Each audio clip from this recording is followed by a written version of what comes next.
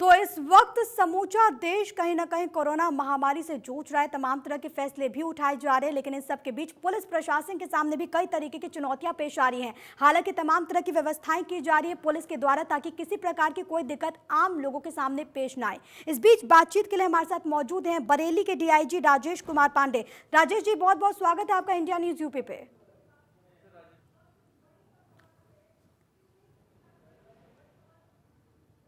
राजेश जी, क्या मेरी आवाज आप सुन पा रहे हैं? चले, तो हम बातचीत करेंगे, लेकिन आपको बताएं कि लगातार जो मामले हैं वो कहीं ना कहीं बढ़ते हुए और बहुत परेशान कर देने वाली खबर है। हालांकि तमाम तरह की जरूर व्यवस्थाएं वहां पर की जा रही है। विभिन्न जिलों में हमने देखा कि किस तरीके से लगातार जो पुलिस प्रशासन है वो मुस्तैद नजर आ रहा है, ताकि जो आम जनता है उसे किसी प्रकार की कोई दिक्कत पेश ना आए। लेकिन अब लोगों को भी समझना होगा कि लोगों को अपने घरों में ही रहना होगा, तभी हम जाकर इन परिस्थितियों से निकल पाएंगे। इन सब के बीच आपको बताएं कि आज से लॉकडाउन 3.0 भी लागू हो चुका है। लॉकडाउन लंबे वक्त से लागू है ताकि आप सुरक्षित हो सके, ताकि आप अपने घरों में हो सके, क्योंकि बहुत जरूरी है इस वक्त कि आप सुरक्षित हो। और आप जब सुरक्षित होंगे तो आपका जिला सुरक्षित होगा, आपका प्रदेश सुरक्षित होगा और फिर समूचा देश सुरक्षित होगा। यूपी की अगर बात कर ली जाए तो कई हिस्सों में मामले लगातार बढ़ रहे हैं और वो बेशक बहुत ज्यादा चिंताजनक। हालांकि सरकार की ओर से, पुलिस प्रशासन की ओर से तमाम तरह की मुस्तैदी बरती जा रही है ताकि आपको किसी प्रकार की कोई दिक्कत पेश ना आए। हमारे साथ बरेली के डीआईजी राजेश कुमार पांडे जी एक बार फिर से मौजूद है। राजेश जी, बहुत बहुत स्वागत है आपका इंडिया न्यूज यूपी पे।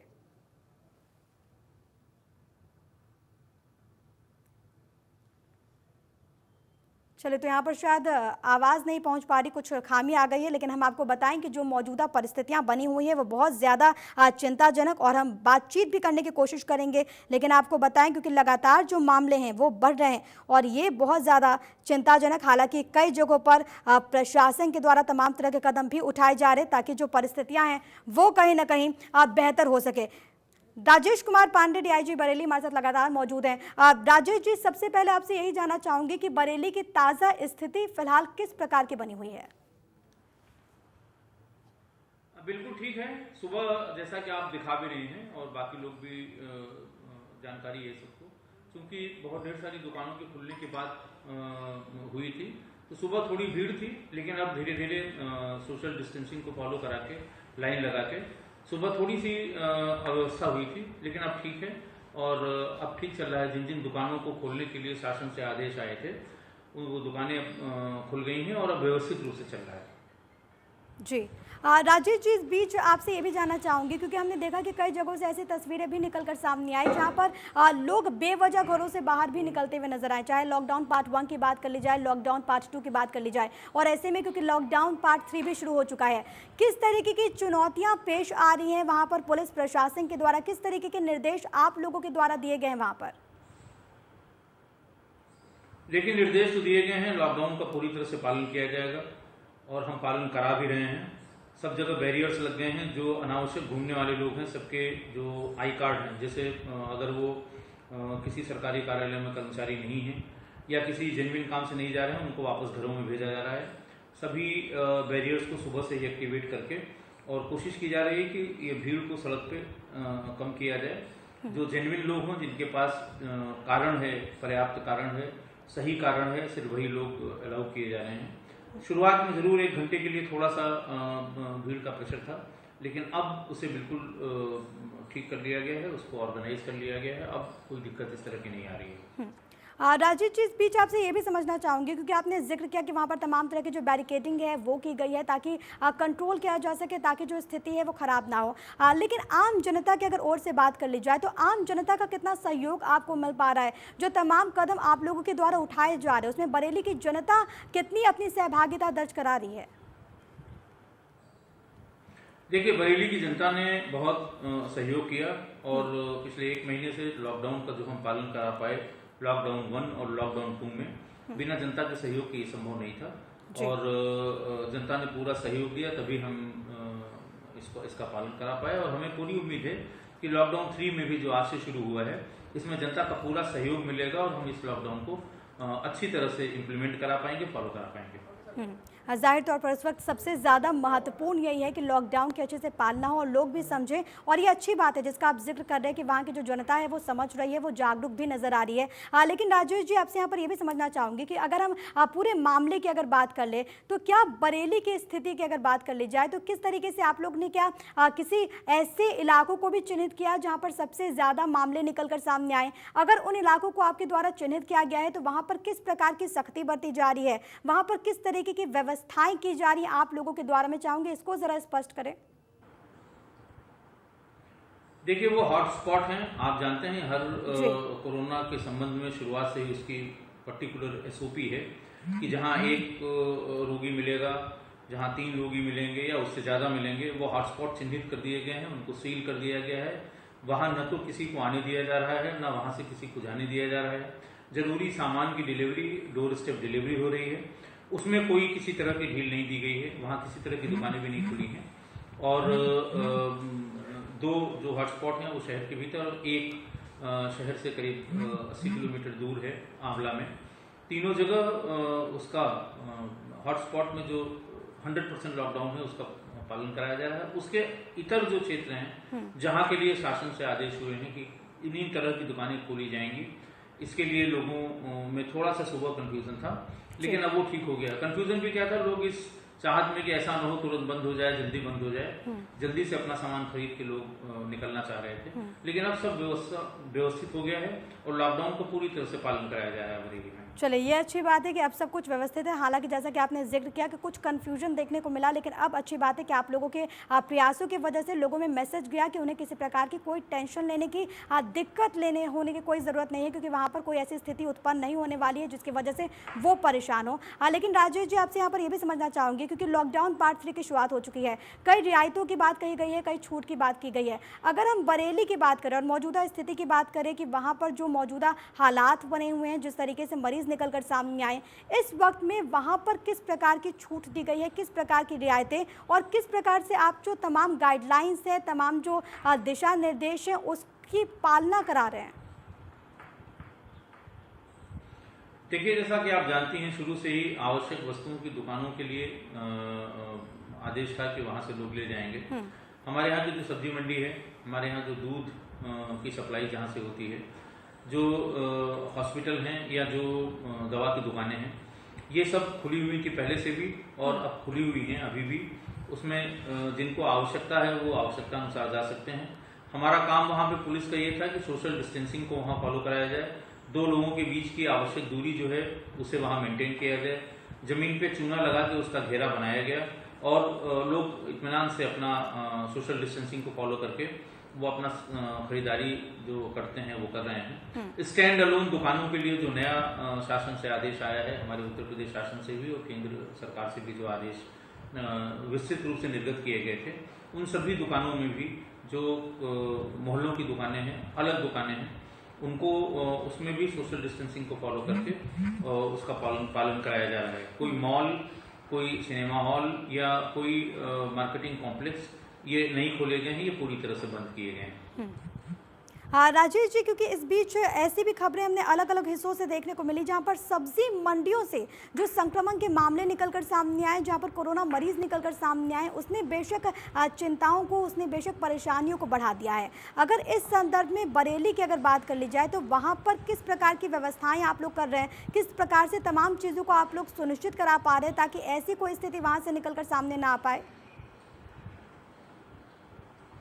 देखिए, यहाँ बरेली में सबसे बड़ी जो मंडी है, सब्जी मंडी है, डेलापेट की सब्जी मंडी कहते हैं, और वहाँ थोक में सब्जियाँ आती हैं और उसको फुट करके लोग ले जाते हैं, अलग अलग जगह ले जाके बेचते हैं।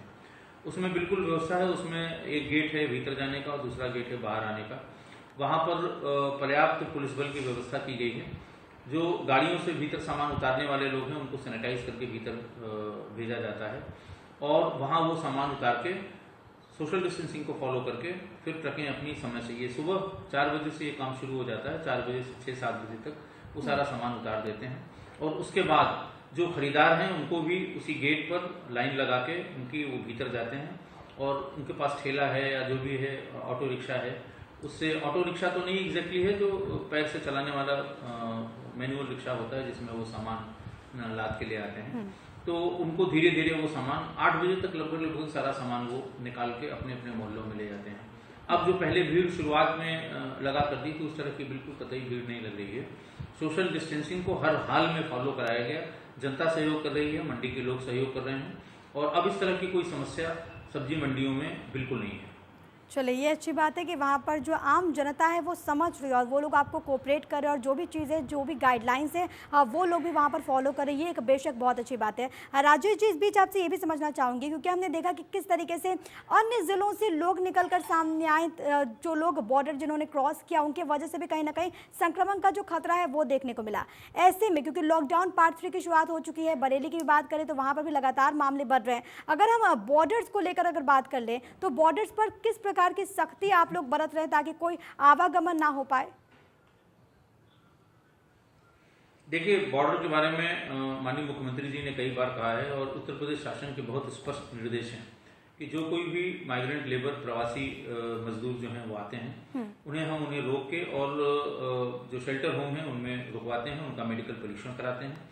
और ये भी कहा गया है कि वो अगर प्रदेश के भीतर किन्हीं दूसरे जिलों में जाना चाहते हैं तो वहाँ के संबंधित नोडल अफसर से बात करके उन्हें वहाँ भिजवाने की व्यवस्था की जाएगी।